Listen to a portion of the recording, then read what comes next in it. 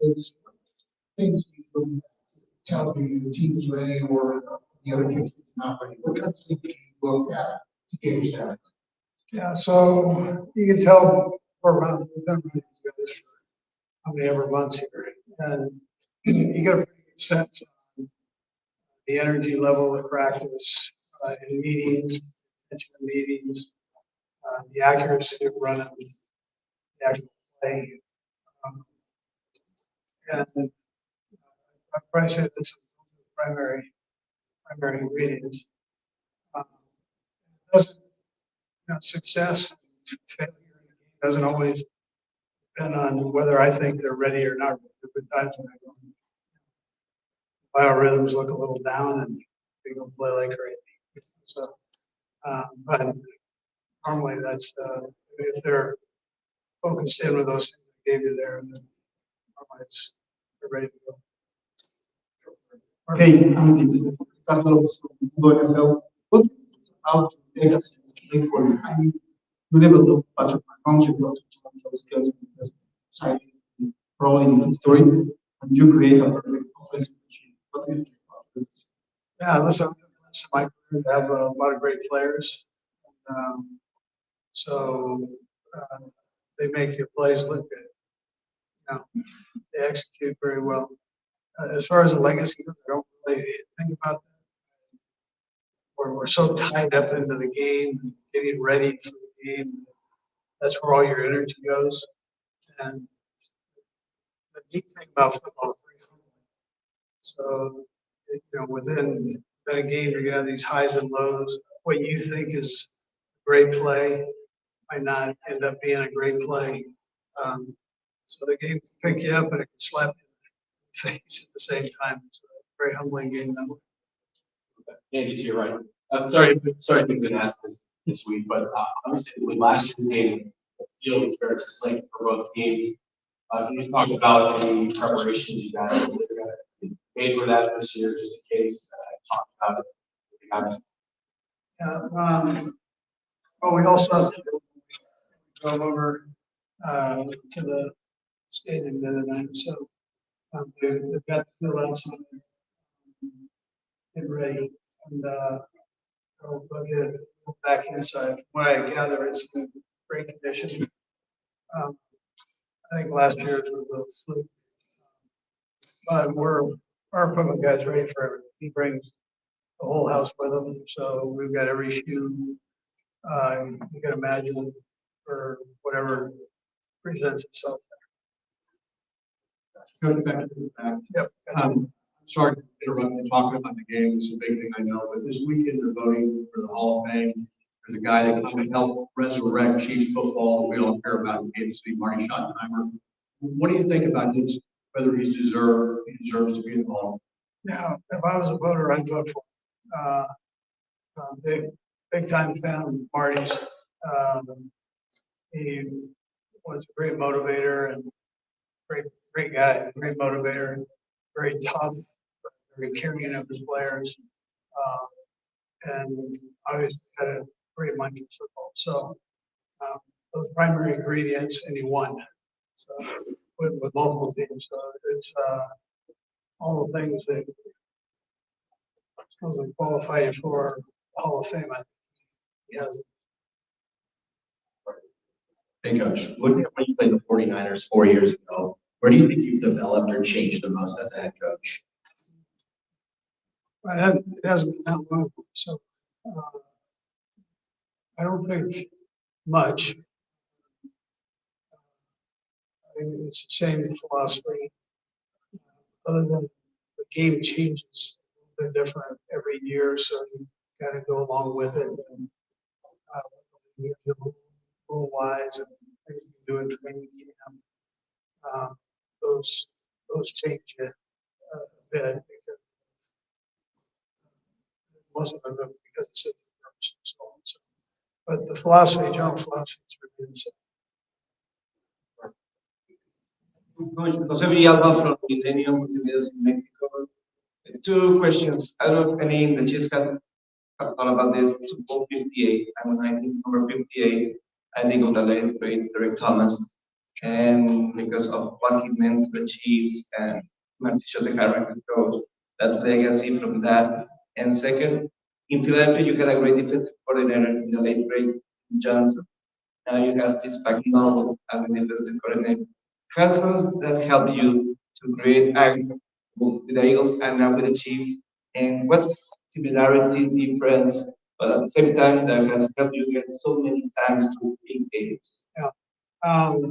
I hadn't thought about the 58 with Thomas, but what a great player he was. When I was in Green Bay, we had a chance to come back and play the Chiefs. I think he set an NFL sack record that day. I remember Don Beebe running a shallow cross, and he hit Don Beebe so hard he landed in the quarterback's lap. It was a great one. On the other part, Jim Johnson was a great defensive coordinator. Spags had an opportunity to work with him and learn from him. I think some of those things Spags used as his foundation for the defense that he runs now. But he's obviously added his own things to it, which Jim did with his defense. But I tell you, the base foundation is Jim Johnson and Spags is so creative. He's just taking it in all different directions. And both of them are great coaches in their own right. And it helped. Hello, coach. You were born in Los Angeles, you grew up in California, you were also a coach in San Francisco State in the 80s. It is special for you to face the San Francisco 49ers in the Super Bowl, or is it like any other team? Yeah, so I tell you, I have a good friend, Lee Bruno, and we both grew up in Los Angeles. Both Ram fans, but he's converted, I didn't.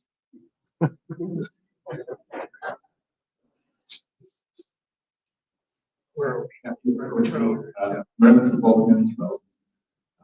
You're defending champions. This year you come in as a fifth seed, also as a you feel an underdog and the big guys. Yeah, I understand why we're in it. I get that. We had some ups and downs during the season.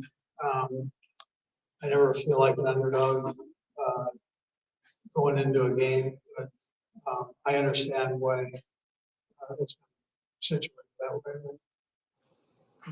It's what it is. Andy in the back here, Aaron Ladd, Casey's one. You've been known to have a very complex offense, a big play. What's allowed Rasheed Rice to hit the ground so successful? Yeah, I tell you, he's smart. He's used that SMU education, transferred it into football. So and he works hard. He's got a great relationship with the quarterback. I think those are important things. Yep. So you have played the big game, and you have players that haven't played this big game. What's sort of your message to those players who haven't played in the Super Bowl? How do you become some of the players that they might have? Yeah, when you get through all of this stuff here, it's a game, and it's faster than most games. It's crazy how in the playoffs every game's a little faster the higher you go up in the playoffs. So it's fast, but it's still the game. So you're professional. Arguably 1 out of 32 guys at your position in the whole world, so you go play and do your job. Hi, Coach. Daniel Ocelli for Mexico. How do you, momentum shifts were key in both championships. How do you handle a momentum shift going your way in the side to get your players ready when you sense a momentum shift on your side? And on the other side, how do you prevent the 49ers to get these moments that you got it on previous games in this playoff run? They're highs and lows in every game. And so you work your way through those. I'm into not being too high or too low, and then figuring out problems. So communication becomes very big on that. What does the player see? What does the coach see? Together talk about it. They come up with a solution. So if you do that, and you do it well enough, that you can even out some of the issues that go on. On that other hand, if you do well, let's not get crazy, and then get caught up in that. Let's make sure we come back to that next play and focus in. Get ourselves ready for it. Coach, good morning, Federico Rivera from the Mejor. Coach, many people remember that 13 seconds final drive of the divisional against Buffalo years ago.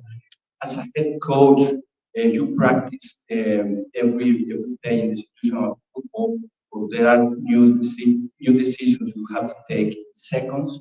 I mean, you practice, you contemplate every scenario or the game plan or something not. Yeah, so in training camp, we spent a lot of time on situations. And then just about everyone you can think of that comes up, you touch that during training camp and work on it. And then during the season, you don't have time to do that.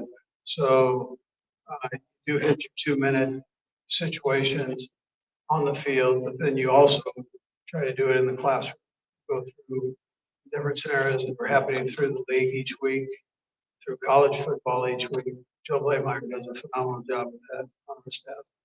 And so it gives us an idea mentally where you can't, obviously you can't do it all physically, but you can really get the mental reps in there for the game. Yeah, there are decisions that have to be made and very quickly at times. Yeah. But hopefully we have that answer. Looked at it somewhere over the last few months. Hey, Coach, Jim Alexander here. You've done this for a long time and been to many of the Super Bowls. If you win this Sunday, what are the likelihood that you might consider hanging up and kind of going out on top? Or are you set already that you will be back next year? Yeah, I haven't gone there. I don't think about that.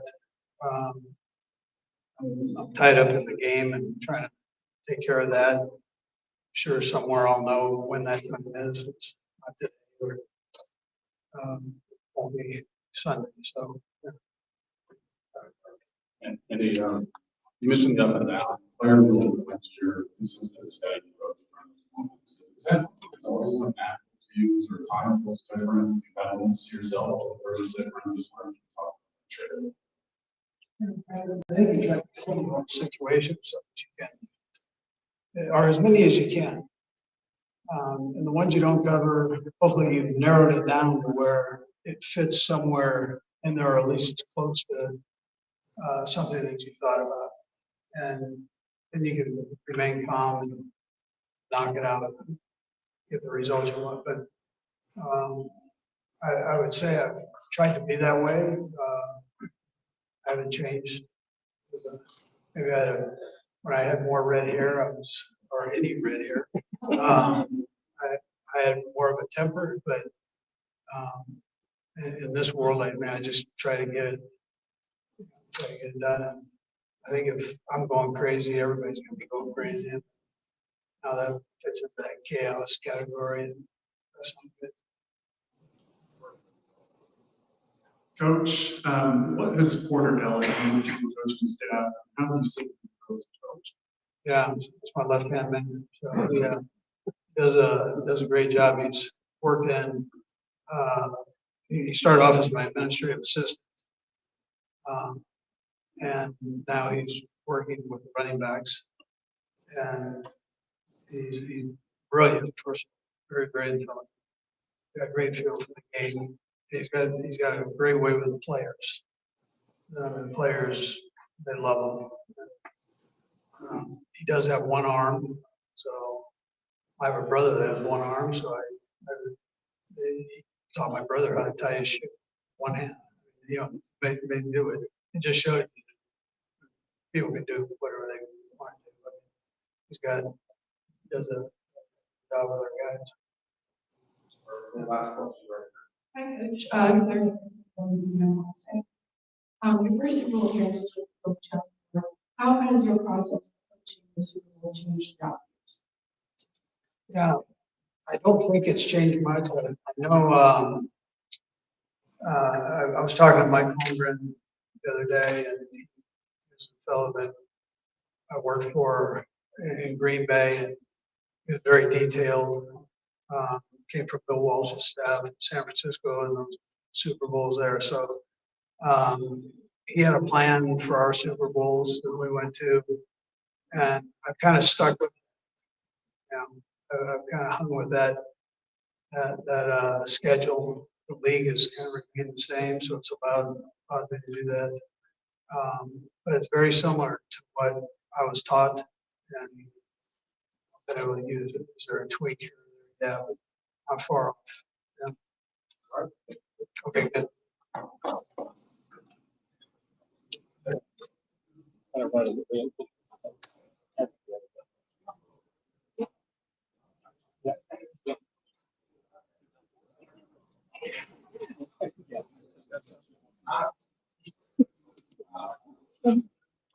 Allora, si è appena conclusa la conferenza stampa di coach Reid, molte domande riguardanti soprattutto la mentalità, l'atteggiamento, poca sulla tattica. Adesso Travis Kelce. Travis yesterday, been on a lot of injuries teams, some people said it's the best coach in the where do you agree with that? Why or not? I mean, I've been here 13 years with him. He's never got off track. It's been a constant incline of greatness, and I've been very fortunate to be under his kind of him overlooking my career, helping me out both on the field as a professional, as a human being. And, it's just been I owe so much to him and his success and our success, and just extremely, extremely fortunate that I'm here in Kansas City 13 years ago to be able to build this thing like this. Hey, Travis. Patrick's rookie season, you give us some insight what you were seeing in practice and how impressed you were. Just kind of curious, does he still wow you in practice? I think I'm just I'm more impressed by his professionalism every single day coming into the building. How fast he is with his reads, with his understanding of the play, the concepts, and his ability to channel the energy of practice and focus of practice. You know, sometimes as a leader, you got to be able to, if everybody's having a little bit too much fun, rally the guys together and get them refocus them. If the team is having low energy, fire them up. Pat does an unbelievable job of being that tone setter every single day and every single Hey, Trent, you're right. Rashid's become a big part of what you guys do, and having much success. What did you see with him? How proud of him? How far is he? Saw it clicking as soon as he got there. He has a great feel for to get open in the middle of the field. A physical guy, a confident guy. So with all that, Coach Reid and offensive coaching staff obviously have slowly given him the responsibility to make the plays, to be that guy for us. He owned it. He owned it throughout the season, and it's been awesome to see him grow. Travis, Amy with the Los Angeles Times. The Patriots secondary just remember you. Okay. Obviously, everyone is so captivated with your relationship. Some people liken you to the American Royals, but you're a football player, just pop star. Why do you think everyone's so fascinated with you? I think the values that we stand for, just who we are as people. We love to shine light on others, shine light around the people that help and support us. On top of that, I feel like we both have just a love for life.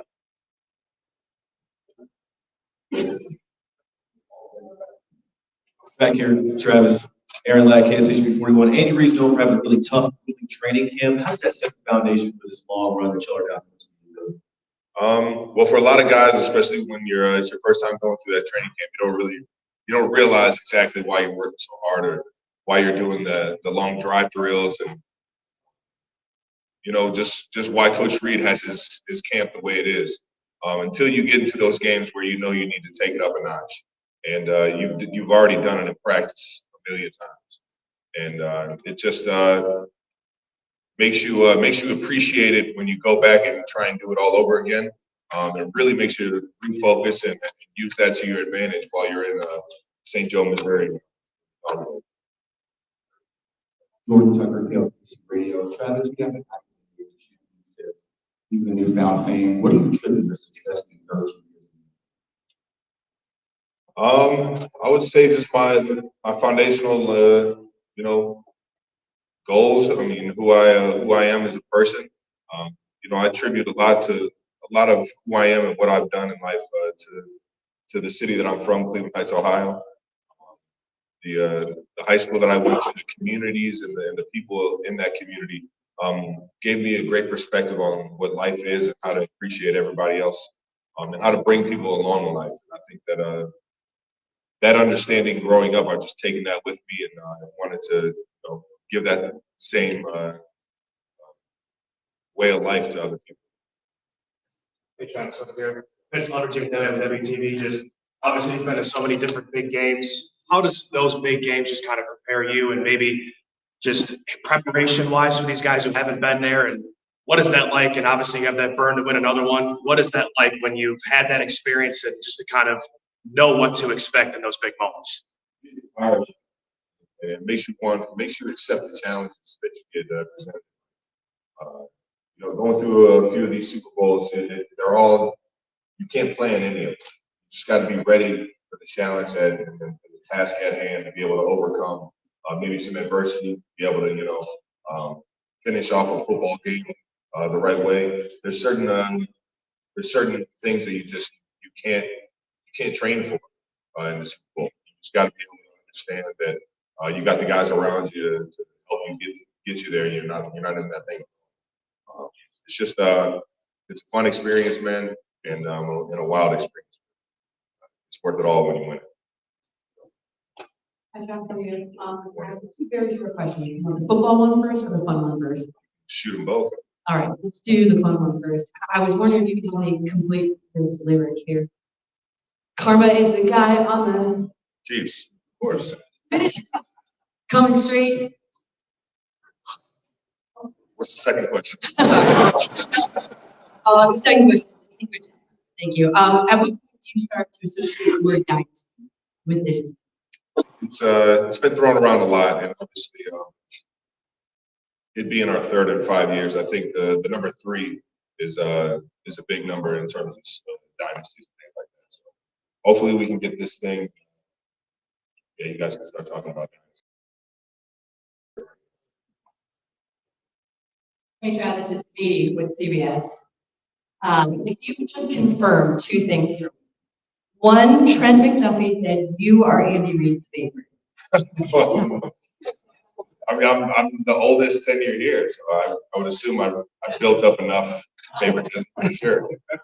And the second one is that MBS said Patrick never gets mad at the receivers. He sends you instead to be the bad guy. Yeah, I'll play it back. It's all right. I give the same energy to myself when I drop a pass or I screw up. It's funny, but Thank you. Can you take us inside the group? What was the team like? You guys quiet, start getting from 10, or is it like creative? it's chaos, man. It's a lot of fun, a lot of energy at practices. Everyone's focused on everything that I can. And I'm not even gonna lie, things got a little chippy. I'm not gonna say between who, but offensive and defensive lines are trying to get their work in. They're trying to make sure everybody's ready for the game. I mean, it just got me fired up yesterday. Seeing everybody locked in and wanting to get their work in. Making sure that everybody's ready for the task at hand on Sunday. And I just love the focus and energy of the team right now. Well, Travis, Todd Weedle, Sports Radio 810, Kansas City. Coach Reid is the model of consistency. He hasn't changed a whole lot that we see on a daily basis. In your time with him, have you seen him change in anything that he does, preparation-wise, anything off the field, anything? Like I said, man, he hasn't really changed much throughout the 13 years. I think he does a great job at channeling the focus and the energy and the challenges, presenting those challenges to the team every single week. And we're just so fortunate to have a big guy here and at the helm. Hi, Travis. Skylar with People. The connection you have with Patrick Mahomes on the field is undeniable. Can you please talk about the communication that you have on the field? Do you have to use words anymore, or is it just instinct, or is some of that even telepathic between the two of you? I think there's just been a lot of work that's gone in. So there's some things that don't need to be said, but at the same time, there's little bits of communication that can assure you and make sure that we're both on the same page at times. But everything that we do on the field is play specific, really depending on what coverages and things that the other team's playing. So yeah, with that being said, it really just depends on the scenario, and I've just been fortunate to be able to grow in this offense. Hey, Travis, still on your right. There are obvious parallels between you guys and the Patriots from the last 20 years. The quarterback tight end combo. If you win, you'll be the first team to go back to back since the Patriots. If you win, it'll be 3 in 5 years like the Patriots. Have they been kind of a motivating factor for you guys? Have they been a carrot? They set the standard of dominance. I was part of that and felt that 2015, I think, when I lost to them. And then again, 2017, 18. It's just, seeing what those guys are all about. I think one of the funnest things this year that I've been able to kind of dive into is Games with Names with Julian Edelman. His podcast, how he brings some of those expatriates on to talk what he calls war stories and fun stories between him and the guys throughout their Patriot years. And I'll tell you what, man, I dive into those things and get every bit of nugget of gold that I can. And obviously, it's entertaining stuff. Travis, now the box. Yeah. Travis, if I could. Yeah, you can just ask. Yeah. And, obviously, as you know, there's a lot of attention and buzz over your personal life. Is that a distraction for you? How do you process all of that while staying focused and performing as well as you do on the field? I love this game, man. I love coming into work. I got a lot of desire to be accountable for the ones next to me. I think everybody has distractions or things in their lives that can take away from their focus in their work life. You just got to be able to compartmentalize that. It's no different. I know it's, it might be on a national media scale, so it seems like it's a lot harder, but in the reality of things, man, when I step in those doors or I step on that field, I'm focused on championship football and being a Kansas City Chief. Got 3 more. I Travis, from Spain. Good luck today. So most likely NFL will announce that Spain will host another game in 2025. Nice. After your experience playing in Germany, what do you think about the possibility of playing in Spain? What are the challenges of facing the game? It would be epic. It would be legendary. It would be a once in a lifetime opportunity. I'm going to go talk to Clark Hunt right now and get that bid in. That would be very. Any chance that we can get as football players get out of the States, play international, I think you'd be silly not to jump at that opportunity. Had an amazing time in Germany this year. I've been to Mexico City. I've been to London. And fan bases are every bit of electric, if not more, outside of the United States. We just appreciate all the fans tuning in every single week. And if the Chiefs get out there in Spain, maybe we'll make sure to have some fun. Hey, Travis, what will is that the league has been for all season? How important is that? I mean, it's something that's become more and more special to me as the years have gone on. I'm excited to get around the guys. It's just the tight end room is a very unique room. It's a lot of unselfish guys that come together that are just willing to do whatever the team needs them to do. So when you get everybody in the same building, typically we all have a lot of high energy and a lot of fun doing what we do. So it's just the atmosphere is almost like you're at an all-star game or at a Pro Bowl or at a Super Bowl, because it's just everybody's excited to be around each other. And then on top of that, just trying to spread the knowledge and help anybody excel their game and take the nuggets of gold when you can. Wow. Travis, right down here. You got great reviews for your appearance on Saturday Night Live. So my question is, I don't know about great today. Have you taken any meetings in Hollywood? And do you think you're best suited for comedy, drama, or action? I don't know if I'm anything else. I just like to have a fun time, make people laugh. I'll dabble into everything though, just to see if I have fun doing it. I know there's definitely Hollywood talks out there. I've been focused on football throughout the season, so I'll probably have a lot of those meetings and conversations. Thank you. Have a good one.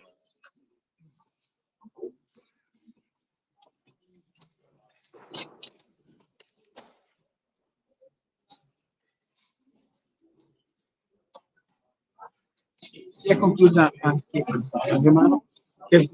questa conferenza stampa di Travis Kelce. Ovviamente alcune domande sono state più Taylor Swift, però lui ha risposto in maniera molto professional come sempre, ma anche molto spiritosa. Gli ha chiesto, il giornalista gli ha chiesto se fosse per lui fonte di distrazione questa relazione con Taylor, ma ha risposto: tutti hanno distrazioni al di fuori del football, a me piace giocare a football, piace lavorare per avere il meglio nella mia squadra, quindi cerco di gestire queste distrazioni. Altra domanda che è interessante di un collega, diciamo, poi collega, io non sono suo collega, sono un collega spagnolo, ha detto quanto per voi è importante giocare all'estero. Lui ha detto è incredibile perché per noi americani poter giocare come abbiamo giocato l'anno scorso in Germania, come giocheremo quest'anno in Messico, arrivare anche in Spagna e magari anche in Italia, aggiungo io, per noi è davvero qualcosa di eccezionale poter giocare e conoscere le fan base delle varie nazioni. Altre domande, adesso non me le ricordo, comunque riscolterò il nastro, spero si sia sentito qualcosa. Mezz'ora di interviste, prima coach Reid, a cui non è stato chiesto molto dal punto di vista tecnico, molto per quanto riguarda la parte gestionale. Ecco, sono un po' pentito perché avrei potuto chiedergli come avrebbe gestito una situazione di overtime, perché da quest'anno le regole sono cambiate e mi sarebbe piaciuto sentire da lui se cosa avrebbe scelto in caso avesse vinto il coin toss. Il regolamento dell'overtime che quest'anno è nuovo, è cambiato, fino a questo momento non c'è stato modo di sperimentare questo regolamento che prevede un attacco per ciascuna squadra, a prescindere se la prima segni oppure no. Quindi nel precedente regolamento, se la prima squadra che vinceva il coin toss segnava un touchdown, la partita era finita. E sanno qualcosa i miei Buffaloes. In questo caso, anche se la squadra A, che attacca per prima, segna il touchdown, la squadra B ha l'opportunità di rispondere. Se segna a pari punti, quindi se fa touchdown più la conversione, si va avanti fino a che una delle due squadre, poi è la prima squadra che segna, poi vince. In questo caso il secondo attacco, se produce punti, far finire la partita. Però ecco, sono pentito perché anche perché come avrebbe gestito il fatto di rispondere all'eventuale touchdown. Conversione da un punto o da 2 punti per vincere il Super Bowl o perderlo? Magari a Shannon glielo chiedo se vado. Per il momento è tutto, buona giornata e buona serata a voi.